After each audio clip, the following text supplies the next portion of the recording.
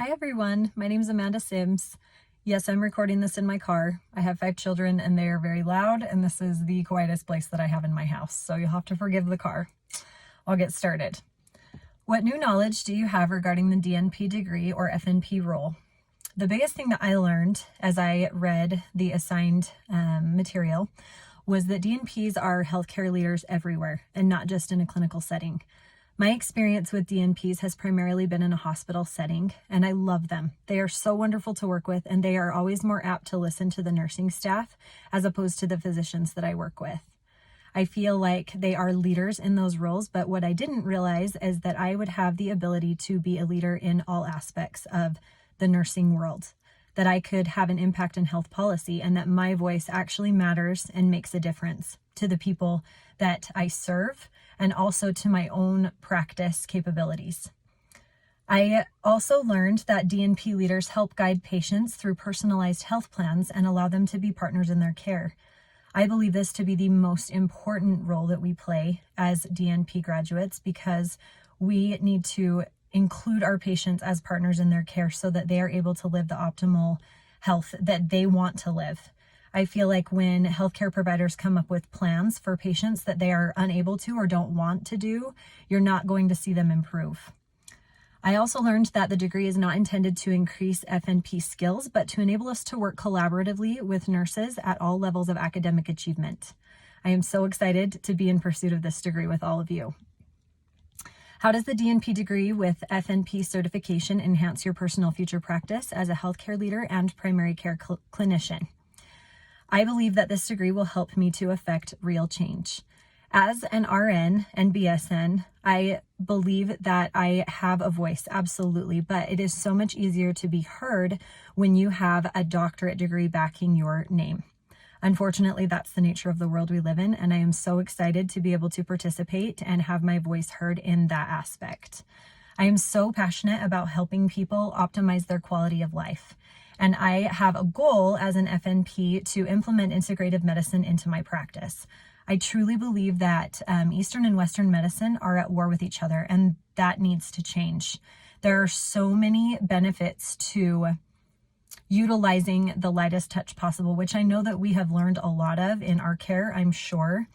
And I am so excited to implement that into my own practice. I want to be able to utilize all of my available resources with the least possible side effects, including being on the front lines of research for Eastern medicine, because I believe there has not been a lot of research done because a lot of Western mediciners don't believe that it's worth their time, but I disagree. Which DNP essential resonates most with me and why? Clinical prevention and population health for improving the nation's health resonated with me the most. When I was in high school, I had a teacher that said something that really stuck with me. She said that if you could encapsulate exercise and a healthy diet into a pill, that the worth of that medication would be absolutely immeasurable. And I truly believe that that is true. Obviously, there's no way that we're going to be able to do that. But what I want to be able to do with my practice is to encourage people to do those things in moderation. And the flip side of that is that a lot of people tend to take it too far. They go too far into the diet culture. They go too far into exercising, and they're not doing it in a healthful way. I would love to better educate the public on this and help them understand that anything done in moderation is a lot better than going to the extremes at either end. Which FNP competency resonates with me and why? So the one that resonated with me the most was patient-centered care through communication and relationship building.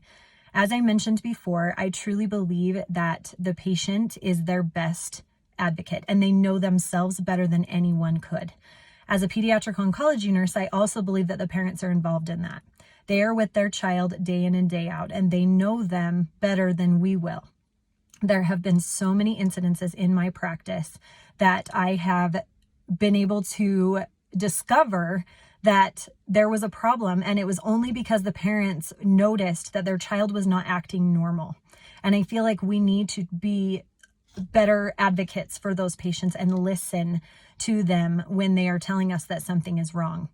I was on the receiving end of some really bad care from a third-year resident when I had to have gallbladder surgery. So when I was pregnant with my third child, the doctor didn't ultrasound because I was having some problems and noticed that I had some pretty large gallstones.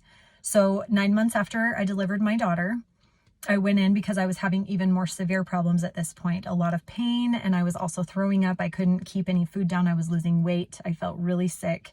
So I knew that was probably what was happening. So I went to see this third-year resident in Instacare, and he would not listen to me. He didn't listen to a word I said. He talked over me. He was incredibly rude, incredibly demeaning, so condescending, and I had never been more humiliated in healthcare in my entire life.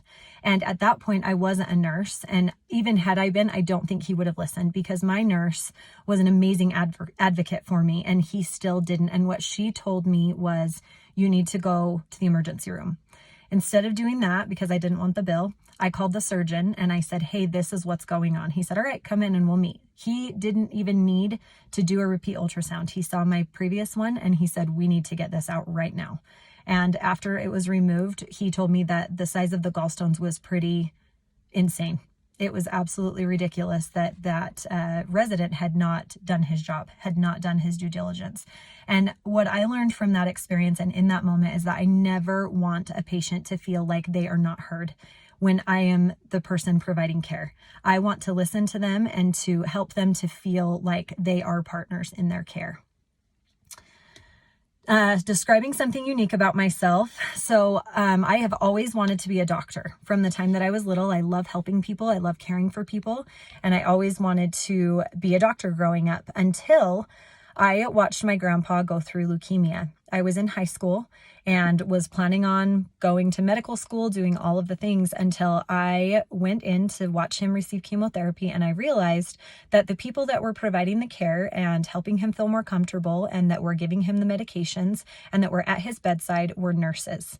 And that is where I gained my passion and my love for nursing. And I completely changed my career path and decided to be a nurse. And I am so excited to be here and to be on this journey with all of you. And good luck.